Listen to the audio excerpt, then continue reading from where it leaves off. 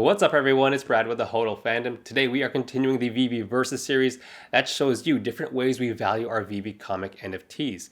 In each episode I go over my thought process and match comics against each other in a March Madness style of bracket to see what's the better investment.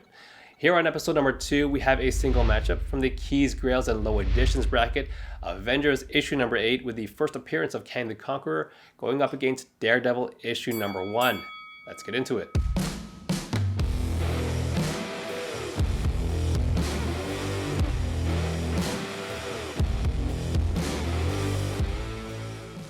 Let's very briefly go over the background of each of these comics. For Avengers issue number 8, this is the first appearance of Nathaniel Richards as Kang the Conqueror.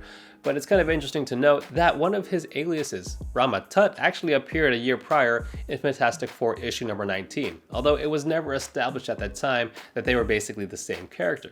Now the issue shows the arrival of Kang the Conqueror to Earth, and the Avengers are sent to investigate. Kang easily disposes of the Avengers through using his advanced technology.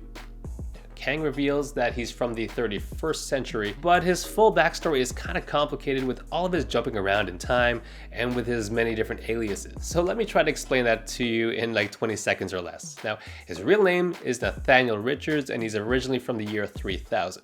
He is said to be a descendant of Reed Richards' father, who is also named Nathaniel and is also a time traveler.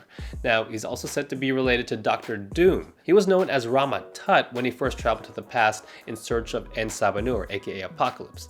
And then in his attempt to travel back to his own time, he was lost in the year 4000. And this is where he eventually used this advanced technology and created the persona of Kang the Conqueror. Now back to Avengers issue number 8, Kang and his OP future tech is able to capture the Avengers, but the Wasp and Rick Jones, with the help of the Teen Brigade, are able to free the Avengers. Thor is able to crack a hole in Kang's shield, and Giant Man uses a special gun that melts the wiring and insulation, making Kang's tech useless. Ultimately, the Avengers win the battle, and Kang escapes. For Daredevil issue number 1, this is the classic origin story of Daredevil that we don't need to spend so much time on, especially if you're even slightly familiar with the character, but let me just do that very quickly here. Matt Murdock, aka Daredevil, ironically is helping a blind person cross the road, but he gets into an accident and loses his sight.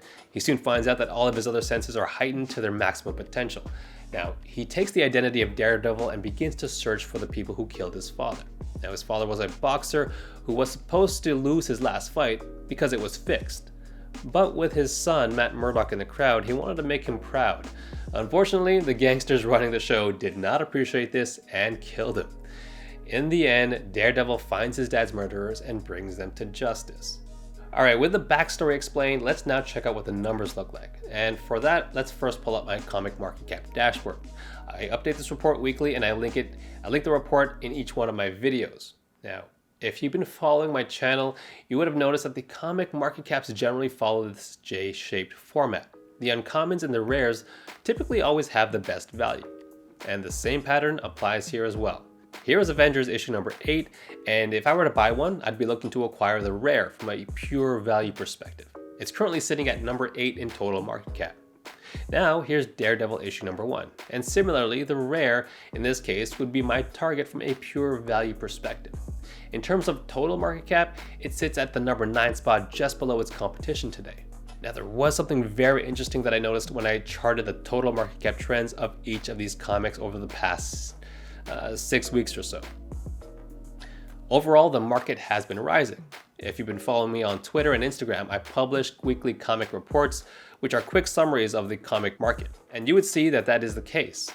Now, the interesting thing here is that since the beginning of December, the market has risen on average of 19.7% per week, while Daredevil number 1 is not that far off at 16.1%, but Avengers number 8 is only at 4.5%. In other words, the numbers are showing that Avengers issue number 8, while it is rising a bit, it is losing ground relative to the rest of the market. That's pretty big in my opinion, so the edge definitely goes to Daredevil issue number 1. Now, let's look at future catalysts that would indicate potential changes in demand for these characters and thus potentially affecting the value of the NFT. We saw Kang appear in the Loki series, and we know he'll have some presence in at least season 2 of Loki. He might even have a bigger impact in the overall MCU.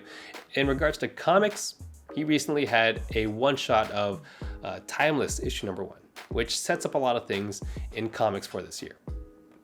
On the flip side, Charlie Cox's Daredevil from the Netflix series made a guest appearance in Spider-Man No Way Home. We don't know if this was just a cameo, a one-shot cameo, or there is an ongoing agreement here.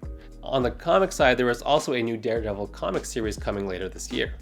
Now, I absolutely love Charlie Cox's portrayal of Daredevil, but I'm giving the slight edge to Avengers issue number 8 since there's a guarantee that Kang will have a presence in the cinematic side of things. Now, let's look at the real-world value of comics. A 2.5 graded Daredevil issue number 1 is about $5,000. A 3.5 graded Avengers issue number 8 is about $1,000. So, a lower graded Daredevil number 1 is significantly more than a higher graded Avengers number 8. Now, the comic fandom has spoken here, and they're saying Daredevil issue number 1 is more valuable. Just out of curiosity, let's look at the market caps again on Veve, and that's actually flipped here. So when we look at the market caps, Avengers issue number 8 is higher than Daredevil issue number 1 by about $1 million. So I personally interpret this as when more of the comic fandom joins the app once they join Veve, this will balance itself out and it'll more closely reflect what's in the real world. But right now, the edge goes to Daredevil number 1. So all in all, when we pit these comics against each other, I have the winner as